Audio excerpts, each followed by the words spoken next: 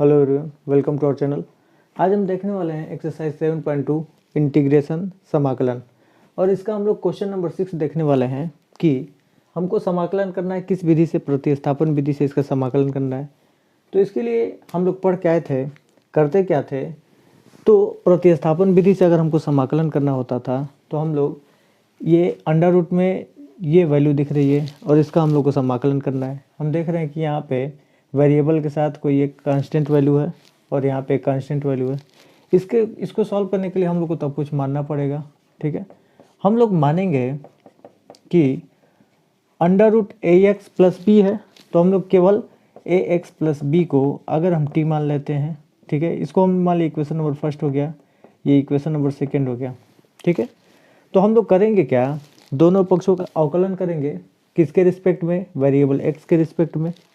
तो हम लिखेंगे कि x के सापेक्ष दोनों पक्षों का अवकलन करने पर अगर हम इसका अवकलन करते हैं तो ax का अवकलन केवल a मिलेगा, b का अवकलन 0 के बराबर हो जाएगा और इधर dt का करेंगे तो हो जाएगा dt अपॉन dx। अब dx इधर क्रॉस मल्टीप्लिकेशन करेंगे तो इसी को हम लिखते थे कि a into d x is equal to d t. ठीक है, और इसको हम लोग मान लेते हैं इक्वेशन नंबर सेकेंड, या फिर एक लाइन और आगे बढ़ा लीजिए और उसको हम लोग इक्वेशन नंबर सेकंड मान लेंगे।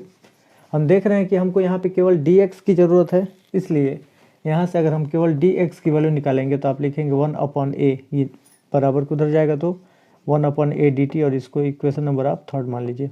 ठीक है, अब इक्वेशन सेकेंड और इक्वेशन थर्ड का प्रयोग करके इक्वेशन फर्स्ट में रखिए।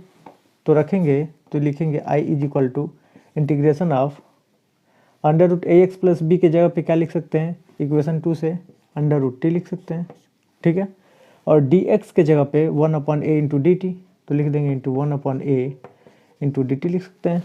और हम जानते हैं कि 1/a कांस्टेंट टर्म है और ये बाहर आ जाएगा, तो इसको लिखेंगे 1/a integration of under root t को हम लिख सकते हैं टी का पावर 1/2, तो इसको लिख लेंगे टी का पावर 1/2 और डी टी के ही रिस्पेक्ट में हम लोग इसको इंटीग्रेशन करना चाहते हैं, तो हम लोग इसका इंटीग्रेशन लिख सकते हैं कि 1/a और t के पावर 1/2 का करेंगे तो इसके पावर में ऐड कर देंगे 1 को और 1/2 प्लस 1 कर लेंगे। ठीक है, अब इसी को तब आगे सॉल्व करेंगे तो 1/a और t का पावर हो जाएगा 3/2 अपॉन 3/2।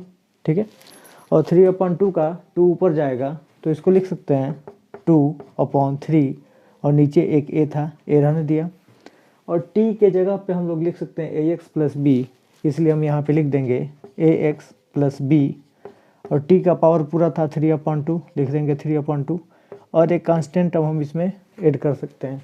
ठीक है, ऐड हर बार करते हैं इसलिए इसका आंसर हो जाएगा 2/3a और ax plus b whole to the power 3/2 और प्लस एक कांस्टेंट टर्म c, और ये क्वेश्चन नंबर 6 का आंसर हो जाएगा। ठीक है, इस तरीके से हम लोग प्रतिस्थापन विधि से इसका समाकलन कर सकते हैं। ठीक है, तो इसे नोट करिए, हम लोग नेक्स्ट क्वेश्चन पे चलते हैं।